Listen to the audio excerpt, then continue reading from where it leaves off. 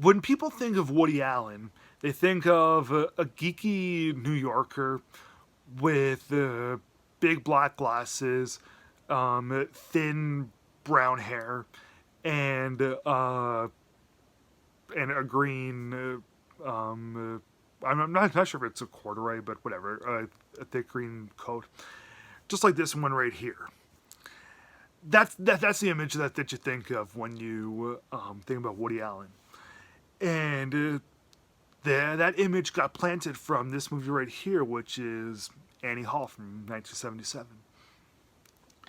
It won the Oscar for Best Picture, Best Director, and a couple others. It won four of them, and yeah, this is pretty much the romantic comedy. It's a nervous romance because that's Woody Allen for you. He's a nerdy, neurotic New Yorker, and with Annie Hall, it was his breakout film. I know that.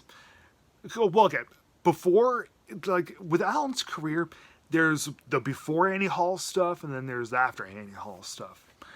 The before Annie Hall stuff is like Bananas and Sleeper and Play It Again, Sam. While after Annie Hall is like Manhattan and Hannah and Her Sisters, Mighty Aphrodite.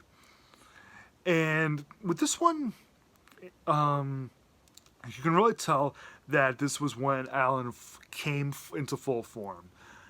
Although I love almost all of Allen's pre Annie Hall things, this one marked a new beginning for him. It was when he was taken very seriously as both a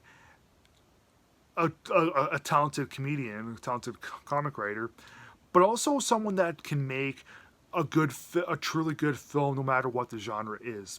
But this one just happened to be a comedy, well, a romance comedy. And well, not really jumbled, but the narrative isn't really like the structure of it. It's out of order. It didn't need to be, but there are quite a few bits where like the characters themselves are almost physically in with past versions of themselves. I thought that was a smart move. I really like that. And this is also the Woody Allen film that probably features the most layers to it. Probably. Just because when you look at some things that Allen did later on, like, it's tough to say. But with Annie Hall, it deals with Allen, who practically plays himself. His name's Alvy Singer. And he's one of New York's hottest comedians, and he's been married twice, but he ends up falling in love with this singer named Annie Hall, who's played wonderfully by Diane Keaton.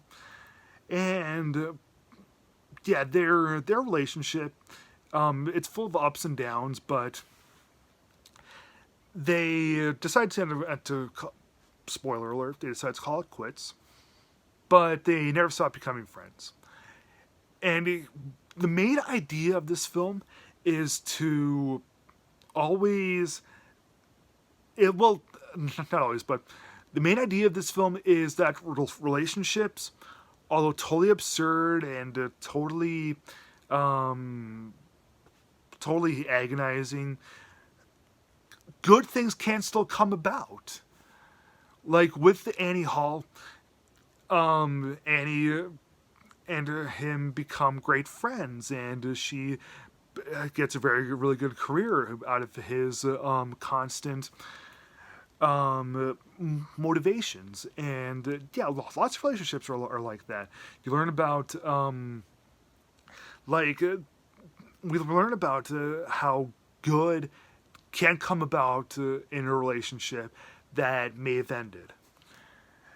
And yeah, how original is that? It's great stuff. And we also get to learn about there are lots of little motifs in this film, like black soap that Annie uses, and the other big theme in this that I personally really liked was getting things well, like perfect in creativity because it's so hard to do so in real life. I really love that part. Like, there's this one scene where they're in line to see the sorrow and the pity, and Alan pulls out like an actual, like some actual scholarly writer, and he goes like, "Boy, if only life were like this."